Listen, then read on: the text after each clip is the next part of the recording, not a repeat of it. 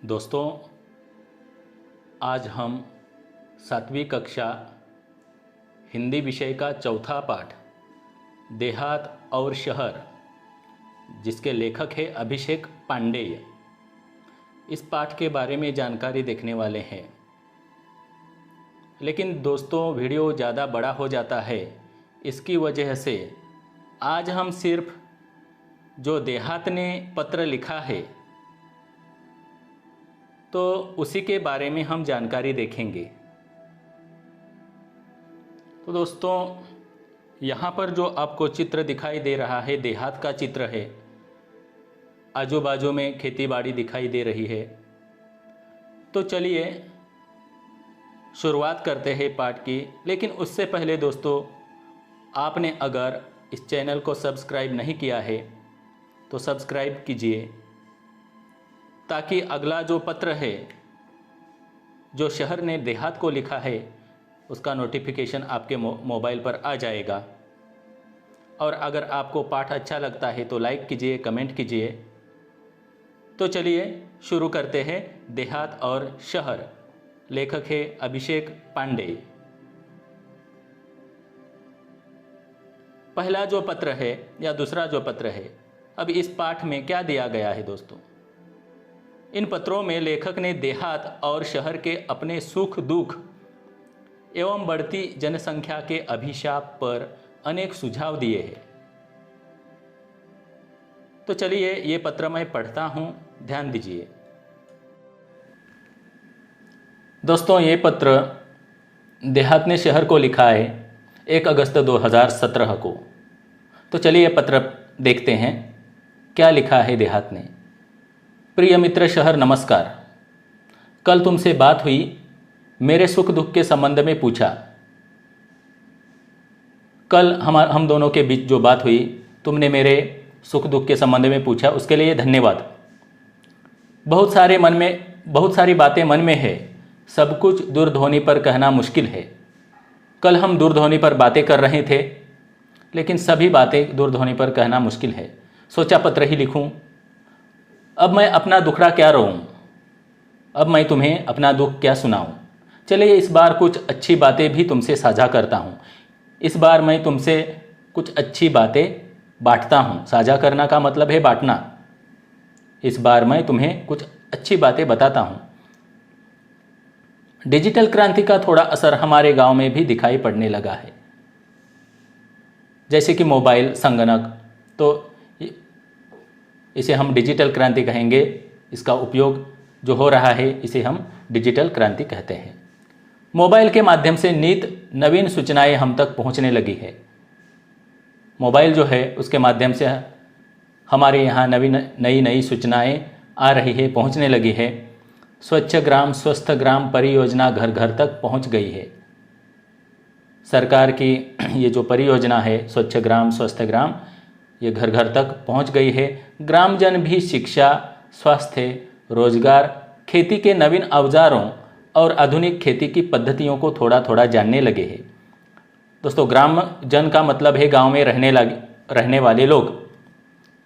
अब ये लोग शिक्षा के बारे में, स्वास्थ्य यानी आरोग्य के बारे में, रोजगार, खेती के नवीन औजार और आधुनिक खेती कैसी करनी चाहिए उसकी जो पद्धतियां हैं उन्हें थोड़ा थोड़ा जानने लगे हैं।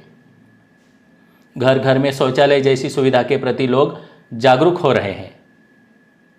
तो घर घर में, पहले गाँवों में शौचालय नहीं रहते थे, लेकिन अब घर घर में शौचालय, ये जो सुविधा है स्वच्छ ग्राम स्वस्थ ग्राम परियोजना के अंतर्गत, तो इसके प्रति लोग जागरूक हो रहे हैं। हालांकि कुछ परेशानियां अब भी वही की वही है। कुछ परेशानियां तो है। अब कौन कौन सी परेशानियां हैं ये देहात ने आगे लिखा है। पीने का पानी लाने के लिए दूर दूर तक जाना पड़ता है। गांव में ये एक समस्या होती है दोस्तों कि पीने का जो पानी है उसे लाने के लिए दूर दूर तक जाना पड़ता है। देहात कहता है कि मेरे यहाँ विद्यालय तो है पर उनमें आवश्यक सुविधाएं नहीं है। विद्यालय है लेकिन उनमें आवश्यक सुविधाएं नहीं है। महाविद्यालय तो हमारे गांव से बहुत दूर है।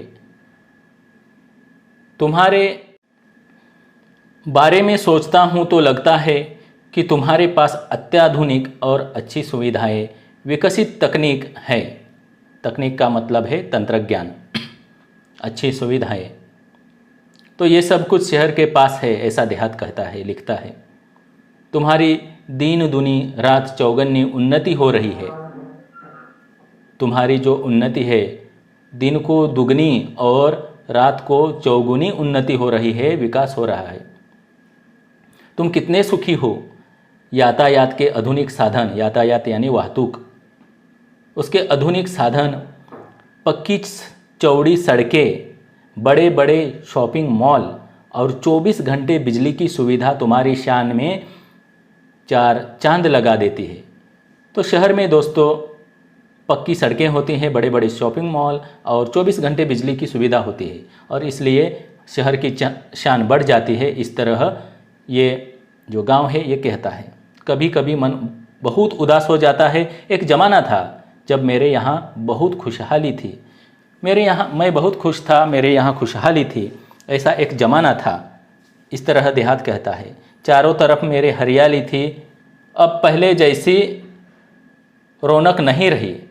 मैं असुविधा, बेरोजगारी, आपसी झगड़े, गुटबाजी, अशांति जैसी समस्याओं से घिरता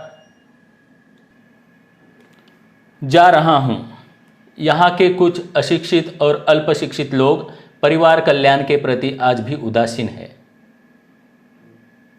तो देखिए दोस्तों, जिस तरह हम कहते हैं कि 2 ही बच्चे चाहिए, तो यहाँ पर जो कुछ लोग पढ़े लिखे नहीं है या कम पढ़े लिखे हैं, वह लोग जो परिवार कल्याण है उसके प्रति आज भी उदासीन है, और इसलिए जनसंख्या बढ़ रही है। उनके लिए यहाँ काम धंधा नहीं है और बेरोजगारी भी यहाँ पर है। जैसे कि मैंने बताया, गांव में गुटबाजी है, बेरोजगारी है, आपस में झगड़ते हैं लोग, लड़ते रहते हैं। रोजगार की तलाश में लोग शहर जा रहे हैं। यहाँ काम के लिए मजदूर नहीं मिल रहे हैं। शहरी चमक दमक और आधुनिक सुविधाओं की ओर आकर्षित होकर लोग मुझे अकेला छोड़कर तुम्हारी ओर दौड़ रहे हैं। इस तरह देहात कहता है कि यहाँ पर काम के लिए मजदूर नहीं मिल रहे हैं और लोग शहर की तरफ जा रहे हैं। वैसे भी दोस्तों अगर हम देखें तो गांव में मजदूरी कम होती है और इसलिए लोग वहाँ पर मजदूरी के लिए, काम के लिए नहीं जाते हैं, और शहर में थोड़ी ज़्यादा होती है और शहर का जीवन लोगों को अच्छा लगता है। तो शहर में जो आधुनिक सुविधा है उसकी ओर लोग आकर्षित होकर गांव को अकेला छोड़कर चले जाते हैं। यहाँ स्वास्थ्य सुविधाएं भी नहीं है, बीमारियाँ तो बहुत है, लेकिन सुसज्ज ऐसे अस्पताल नहीं है। अच्छे अस्पताल, बीमारियां हैं लेकिन जो दवाइयां चाहिए उसके लिए वह नहीं है। लोगों को ठीक समय पर दवा भी नहीं मिल पाती है। इस तरह देहात कहता है कि मेरा परिवार टूट सा रहा है, बताइए मैं क्या करूं। तुम्हारा मित्र देहात। ये पत्र देहात ने लिखा है 1 अगस्त 2017 को। अब आगे के वीडियो में दोस्तों हम दूसरा जो पत्र है जो शहर ने लिखा है देहात को, भाग 2 में उसकी जानकारी देखेंगे।